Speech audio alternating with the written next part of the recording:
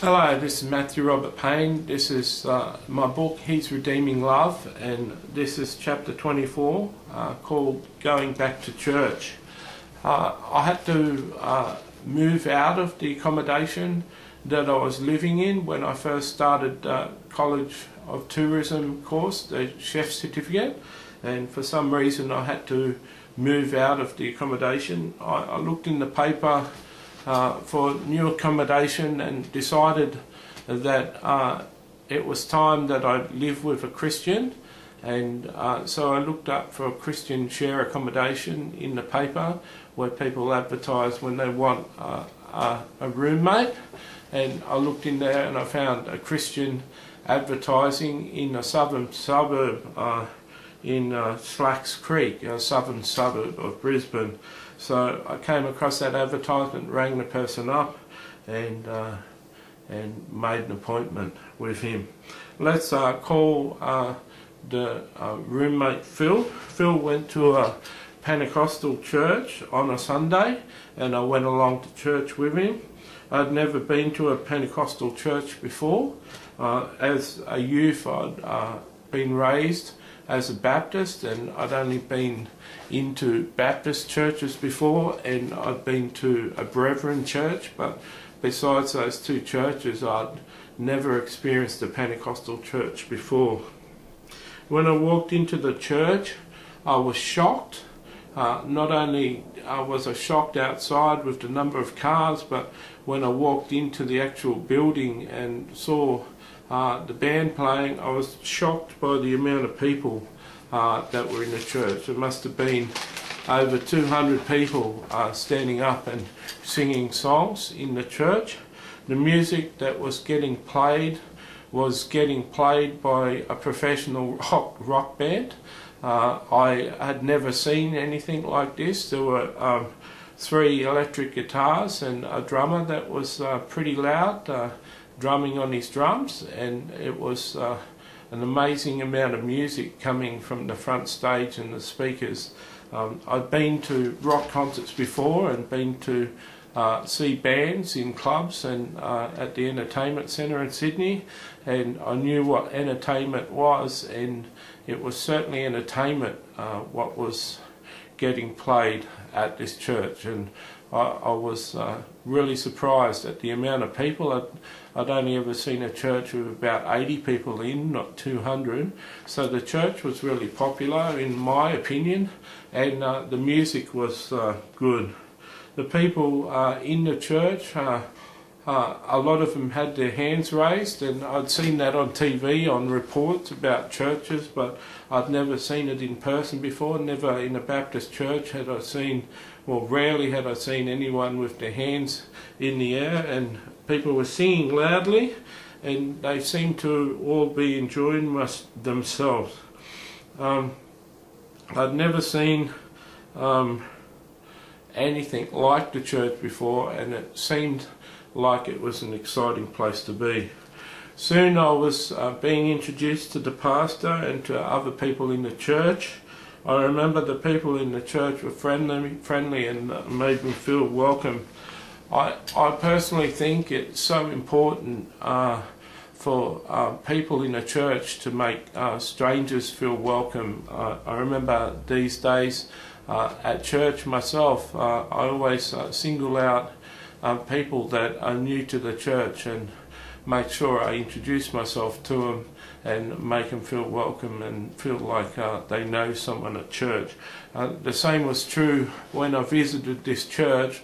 I was made to feel welcome, and it seemed that more people than just my flatmate were interested in getting to know me. The messages in the church were engaging.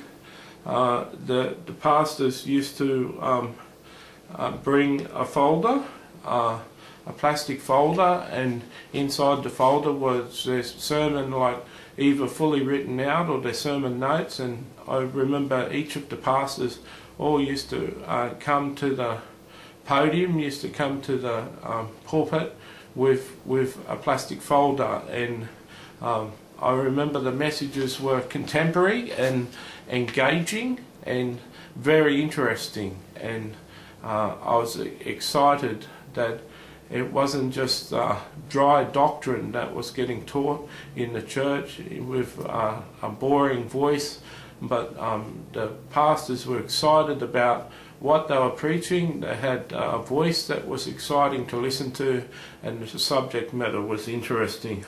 There's nothing I could say bad about the church that I remember, that I ever noticed, and I certainly wouldn't be afraid of saying it here right now. As you can see in my book so far, I haven't been afraid of saying bad things, and yet there was nothing about that church that I could say that I didn't like, which was a good experience for a Pentecostal church, because I'd heard plenty of bad reports about Pentecostal churches. Perhaps you go to a contemporary church and don't attend a charismatic or Pentecostal church.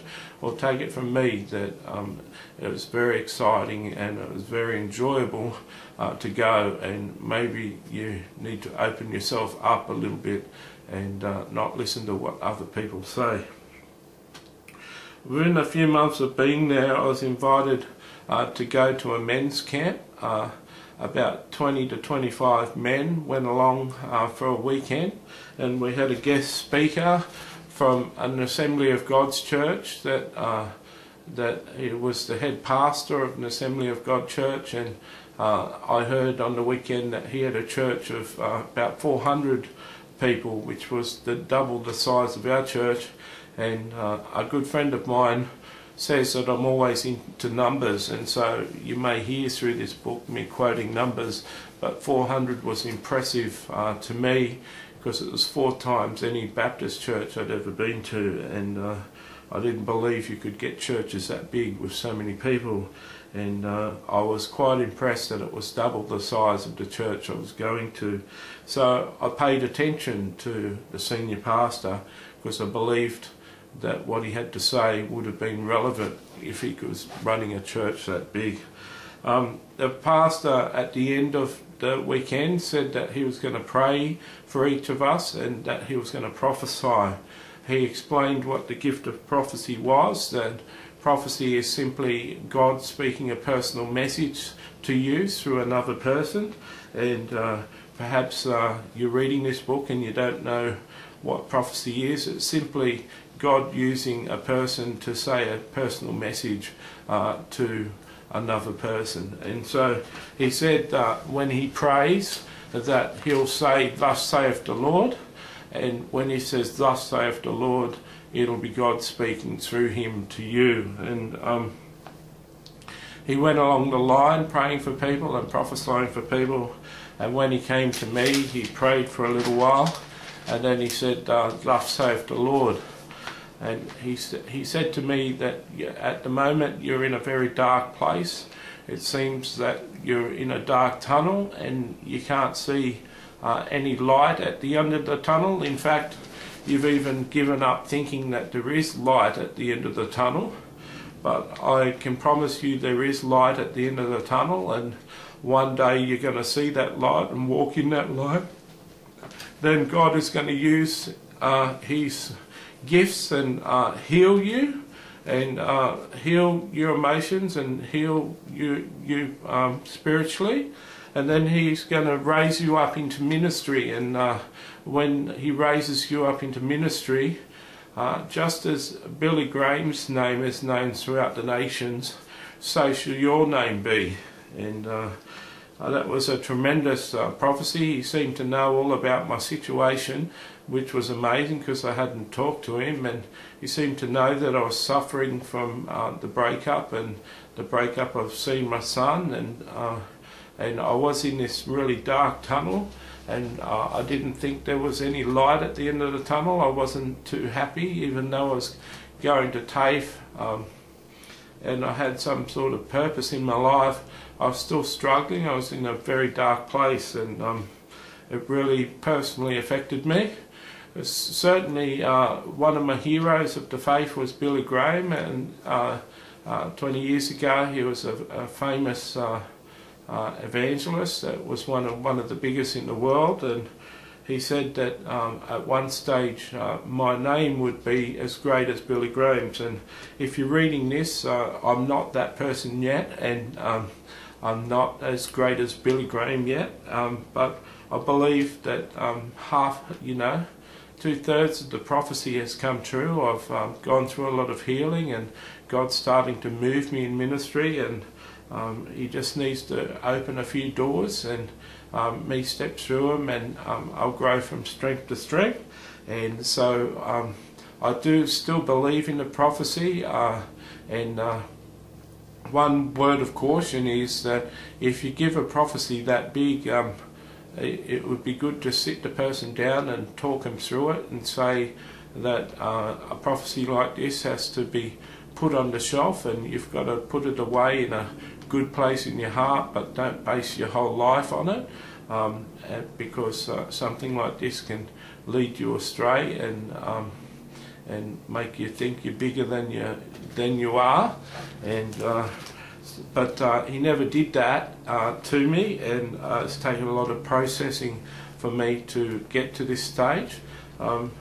I thought I'd share that in this book. That's what he said, and if you know me for 20 years, from now you'll see if that comes to pass. I think that it'd be wonderful if that came to pass, but it doesn't need to be for me to be happy. I'm happy now. But I just thought I'd share it. Another time in the church, a man preached on the spiritual gifts, the gifts of the Holy Spirit, which are mentioned in 1 Corinthians 12. And there's a gift of prophecy, there's a gift of word of knowledge, there's a gift of word of wisdom, there's the gift of tongues, there's the gift of interpretation of tongues. There's the gift of discernment of spirits, there's the gift of miracles, there's the gift of healing, and there's the gift of faith. He not only taught on those spiritual gifts, but he gave practical examples of each of the spiritual gifts. One day that I went to his training, one night that I went to his training, he spoke on the gift of word of knowledge. And word of knowledge is supernatural information that you say to a person that you couldn't possibly have known, something about their life in the present or the past or the future, specifically in their present or their past. And it's information like Jesus said to the woman at the well that she'd had 5 husbands and the one she was living with wasn't currently her husband. Supernatural knowledge that God has supplied. Anyway, he taught on the word of knowledge, and then he said for us to pick a person in the church that we didn't know and were to pray for them, and he was going to ask each of us to get a word of knowledge, so that in the midst of our prayer we'd pray for something that we didn't know about, and we'd supernaturally get information and we'd pray about that. And we broke off, and I was nervous. I was wondering what sort of general prayer could I pray for a person and touch something in their life that I didn't know. And I started to pray, and when I finished, the person was in tears, and they said that I'd spoken a word of knowledge about their life that I couldn't have possibly known. And I was really surprised. And then they prayed for me, and they prayed for the relationship of my son, and that my son and my relationship would grow closer, and for healing in that relationship. And they didn't know about my son and how I was estranged from my son, and only seen him once a fortnight, and so that really touched me too. So I knew word of knowledge existed, and later on in life I'd come to share that more. I did share in the taxi word of knowledge that you would have shared, understood, when I said to the girl that she was going to commit suicide that night. That was a word of knowledge. I was operating in the gifts without knowing. God, one day Jesus said to me that I need to get baptized. I was watching a number of people on the stage giving their testimonies and getting baptized, and for years I hadn't been baptized, even though I grew up in a Baptist church, because we had to give our testimony on the microphone. We had to give a 5-minute talk about why we'd come to the point of wanting to be baptised, and I was too nervous to pick up a microphone and speak on stage, and I could never see myself doing it, but Jesus that day in the church showed me a vision, and I saw up into heaven, and I felt this real peace, and I saw him stand up, and he said, I want you to get baptised, and then I want you to baptise people in my name. And so I was really surprised. I saw Jesus and saw the top of the roof open up, and I saw heaven. And within a month I've been baptised, and I shared my testimony, okay, even though I was a little bit scared. And one day I was at home and I was praying for Sharon, my wife, and I was having a hard time praying for her because she was living with a fellow, and I was trying to pray for their breakup and for her to come back to me, and yet I wanted to really bless her and pray for her from the bottom of my heart. And then all of a sudden a prayer started coming out of my mouth that I wasn't responsible for, I wasn't thinking about, and it just came out of my mouth, and it was a beautiful prayer, and I had tears welling up in my eyes as I heard myself pray it. At the end of it, I asked Jesus what was going on, and he told me that what had just happened was in tongues, and I prayed in tongues but in English, and he said that the gift of tongues was available for me whenever I had the courage to use it. So I thought that was awesome, and I've since prayed like that in English many times, led by the Spirit, and that was tremendous. After about a year living out at Slacks Creek, I made the decision to move in closer to college, and so I made that move and moved away from that church. God bless.